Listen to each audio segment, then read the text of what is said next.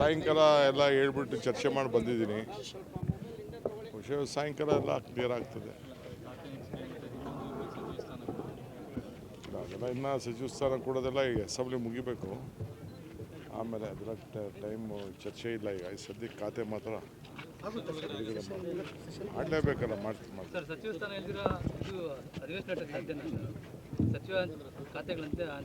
ಹಂಚಿಕೆ ಮಾಡ್ತೀವಿ ರೀ, ಹಂಚಿಕೆ ಮಾಡ್ತೀವಿ, ತಲೆ ಕೆಡಿಸ್ಕೊಬೇಡಿ.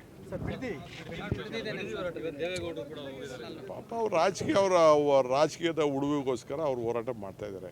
ಅಲ್ಲಿ ಯಾವ ರೈತರಿಲ್ಲ, ಹೊರಗಡೆ ಕ್ಷೇತ್ರದ ಕಾರ್ಯಕರ್ತರನ್ನೆಲ್ಲ ಕರ್ಕೊಬಂದು ಯಾತ್ರೆ ಮಾಡ್ತಾರೆ. ಮಾಡಲಿ, ಪ್ರಜಾಪ್ರಭುತ್ವದ ಅವ್ರ ಹಕ್ಕನ್ನ ನಾನು ಬೇಡ ಅಂತ ಹೇಳೋದಿಲ್ಲ. ಅವ್ರ ರಾಜಕೀಯ ನೋಡ್ರಿ, ನಾನು ಅವತ್ತೇ ಹೇಳಿದ್ದೀನಿ, ಅವ್ರು ಮಾಡಿದ ಯೋಜನೆ ನಾವು ಮುಂದುವರ್ಸಿದ್ದೀವಿ.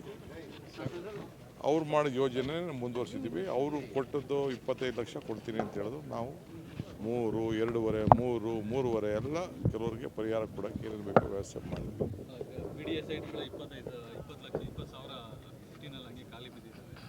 ಈಗೆಲ್ಲ ಕಂಪ್ಲೀಟ್ಗೆಲ್ಲ ಮಾಡ್ತಾ ಇದ್ವಿ. ಸಾಧ್ಯ ಇಲ್ಲ ಅದು. ಅಪ್ಪ ಎರಡಕ್ಕೂ ಅವರೇ ಸೈನ್ ಹಾಕಿದ್ದು. ನಿಮ್ಗೆ ಗೊತ್ತಿದೆಯಾ? ನೈಸ್ ಯೋಜನೆ ಮಾಡಿದವ್ರು ಯಾರು?